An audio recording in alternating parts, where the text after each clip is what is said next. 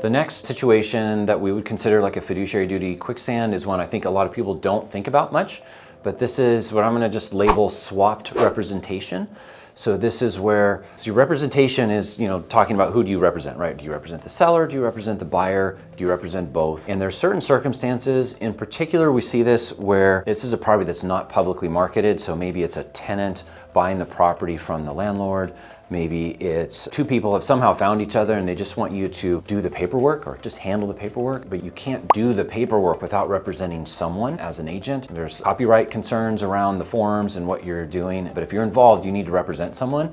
So then it's a question of who do you represent? The reason I'm calling it swapped representation is a lot of times we'll find situations where, say they're closer friends, for example, with the buyer, or they have some personal relationship with the buyer. Let's say they're the tenant and they're purchasing the property from their landlord. And as an agent, you don't know the landlord, but the landlord is going to pay the commission as the seller, which is customary. You're going to use the form for this. So, in California, it's the SP or single party compensation agreement, and saying, hey, seller, you're going to pay this amount of commission, but as the agent, I represent the buyer. And so that's common. The common use is for sale by owners or FSBOs. You've got a FSBO seller, but you have a buyer, you're going to represent them, and you tell that FSBO seller, I'll bring the buyer and you compensate me, X, whatever that commission is. Sometimes what will happen is the person who's not represented wants to be represented, but you don't really want to do dual agency, and the person you have the rapport with doesn't feel like they need you to represent them because they have that rapport, so you end up writing it up as though you represent the other side and the person you're connected to is not represented. That's particularly tricky, right? Because the only reason they're comfortable with not being represented by you on paper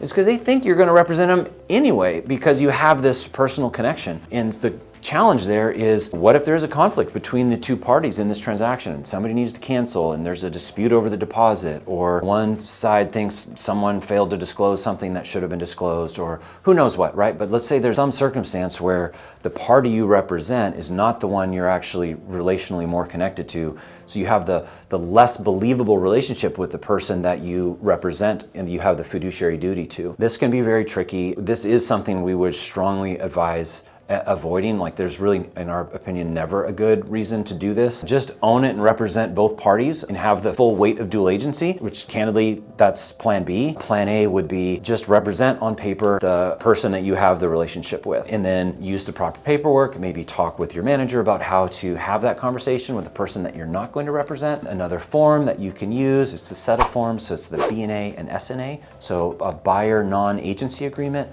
or the seller non-agency agreement.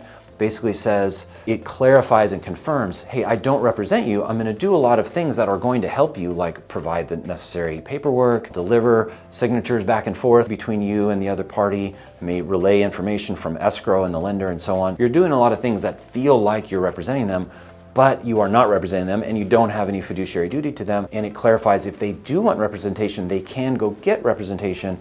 They just would pay for it on their own. So you can use that as a tool in something, if that's a hard conversation based on this situation, to have, check with the manager. You can get some kind of advice on how to handle that. But really the best case scenario to avoid this quicksand is just represent the person who you really represent, who you really have the connection with, and not the person that you don't, if this is one of those types of transactions where one or the other party is going unrepresented. Hopefully that helps. It's fairly rare, but pretty problematic if it does happen, and it's a file that gets scrutinized later on. So with that, we'll go on to the next one. Thanks for watching. I hope this was helpful. If you learned something or if this helped you solve a problem, follow me for more.